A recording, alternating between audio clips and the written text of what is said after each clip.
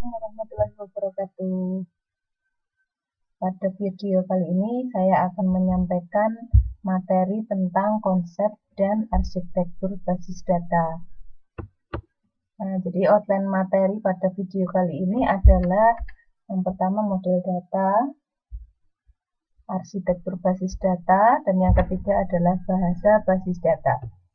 Nah, model data adalah sekumpulan tool konseptual untuk mendeskripsikan data, relasi-relasi antar data, semantik data, dan konsistensi constraint. Nah, model data ada banyak, tetapi pada video kali ini kita akan menjelaskan 3 macam model data. Yang pertama ada model database hierarki atau hierarchical database model, kemudian model database jaringan atau network database model, dan model database relasi atau relational database model. Nah, ini adalah model database hierarki. Dan pada model hierarki itu biasa disebut juga model pohon, karena menyerupai pohon yang dibalik. Nah, model ini menggunakan pola hubungan orang tua anak atau akar daun. Jadi setiap simpul atau bisa berbentuk lingkaran atau kotak itu menyatakan sekumpulan medan. Simpul yang terhubung ke level di bawahnya disebut orang tua. Setiap orang tua memiliki hubungan 1 ke 1 atau 1M. Kemudian yang B, model database jaringan. Ini merupakan model hierarki dengan perbedaan suatu simpul anak bisa memiliki lebih dari 1 orang tua. Jadi perbedaannya dengan yang tadi, ini satu simpul anak bisa memiliki lebih dari 1 orang tua. Nah, polanya bisa dihubungkan dengan 1 ke 1, 1 ke M, atau M ke M. Ini. Dosen Siti Nurbaya ini merupakan orang tua ya. Orang tua dari pengantar basis data dan pemrograman C. Jadi pola hubungannya adalah 1 ke M. Ini. Kemudian yang pola hubungan many to many, beberapa anak mempunyai beberapa orang tua. Jadi tidak ada contohnya di sini. Nah, kemudian yang model database relasi atau relational database model, ini merupakan model yang paling banyak dipakai oleh DBMS yang ada pada sekarang ini. Nah, model ini menggunakan tabel yang berdimensi 2 yang disebut relasi. Jadi kalau kita dengar istilah relasi itu nama lain tabel. Nah, masing-masing relasi tersusun atas tupel atau baris dan atribut. Nah, kita lihat contoh di sini ada ini tabel pertama ini ada 3 tupel atau 3 baris, di mana atributnya ada name, nama, alamat, dan dosen wali. Nah, kemudian di tabel yang kedua ini memiliki 2 tupel atau 2 baris yang atributnya ada dosen wali dan alamat. Nah, nanti di video lainnya saya akan membahas model database relasional ini secara lebih terperinci. Nah, keuntungan basis data relasional ini adalah data itu dapat diakses dengan cepat, kemudian struktur basis data mudah untuk dirubah, kemudian data juga lebih akurat, kemudian program aplikasi mudah dibuat dan dimodifikasi. Kemudian ada bahasa standar yaitu SQL yang sudah dibuat. Nah, tetapi ada kelemahannya juga. Yang pertama, pengguna harus memahami hubungan tabel. Kemudian, kelompok informasi atau tabel yang berbeda harus dihubungkan untuk mengambil data. Nah, kemudian slide berikutnya ini menjelaskan tentang arsitektur basis data. Nah, arsitektur basis data terdiri dari 3 level.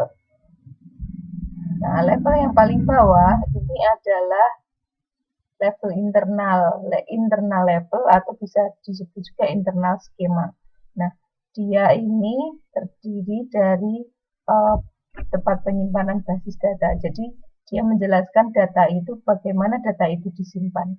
Nah, kita lihat di sini ada lambang disk atau storage. Nah, lambang disk. Kemudian level selanjutnya ada konseptual level atau konseptual skema. Nah, kemudian level paling atas itu ada external level atau external view, di mana level ini digunakan oleh end user.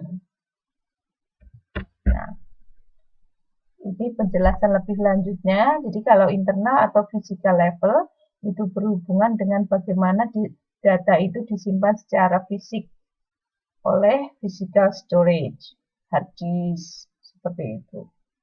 Nah, kemudian ada eksternal atau view level, itu berhubungan dengan bagaimana data itu direpresentasikan dari sisi setiap user. Nah, kemudian ada konseptual atau logical level, itu adalah level yang menghubungkan antara internal level dan external level. Nah, pada level konseptual, basis data mengandung informasi tentang sebuah entity yang disebut employee. Setiap employee mempunyai atribut yang bernama employee number, debt number, dan salary. Kemudian pada level internal, para pegawai atau employee itu tadi direpresentasikan oleh stored employee dengan panjang 20 byte, kemudian terdiri atas 4 field, 6 byte, kemudian 3 field untuk atribut pegawai. Nah, user yang menggunakan PLI mempunyai sisi pandang level eksternal di mana pegawai direpresentasikan dalam sebuah rekod yang ditulis dengan sintaks PLI. Ya. Nah, kemudian pula user yang menggunakan COBOL mempunyai sisi pandang level eksternal di mana pegawai itu direpresentasikan dalam sebuah rekod yang ditulis dengan sintaks COBOL.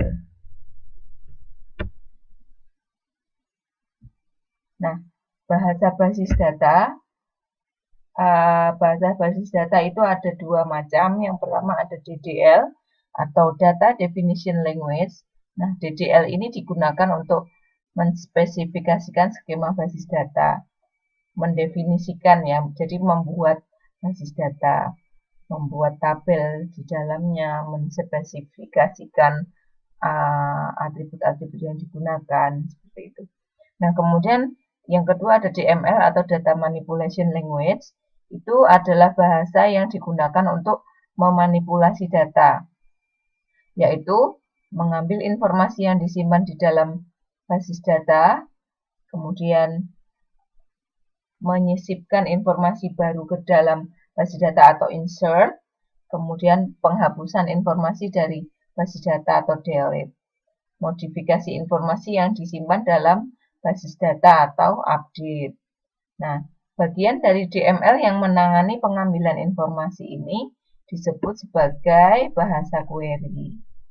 Nah, nanti kita ada bab tersendiri untuk membahas tentang query ini. Nah, contoh perintah SQL untuk di DDL ini, nah ini ada untuk membuat tabel mahasiswa. Ada create tabel mahasiswa. Nah, ada atributnya ada name, nama, dan kelas. Karakter ini adalah tipe datanya. Kemudian angka di dalam kurung-kurung di sini, ini menjelaskan length atau panjang karakter yang dipakai. Nah, kemudian kalau perintah ini dieksekusi, maka akan membuat tabel mahasiswa. Nah, pernyataan atau perintah ini bisa menambahkan kumpulan tabel yang disebut kamus data atau direktori data. Nah, kemudian DML atau Data Manipulation Language itu adalah bahasa yang memungkinkan pengguna mengakses atau memanipulasi data seperti yang telah diatur oleh model data. Nah, DML ini ada dua tipe. Yang pertama adalah prosedural, di mana mengharuskan pengguna untuk menentukan data yang dibutuhkan dan bagaimana mendapatkannya. Contoh DBMS-nya nih ada Topol, kemudian di Base-Tree. Nah, kemudian yang kedua ada non-procedural DML atau declarative DML. Nah, ini mengharuskan pengguna menentukan data yang dibutuhkan tanpa menentukan bagaimana mendapatkannya. Ini contohnya digunakan oleh bahasa SQL. Oke, sekian penjelasan tentang model data kali ini. Terima kasih atas perhatiannya. Wassalamualaikum warahmatullahi wabarakatuh.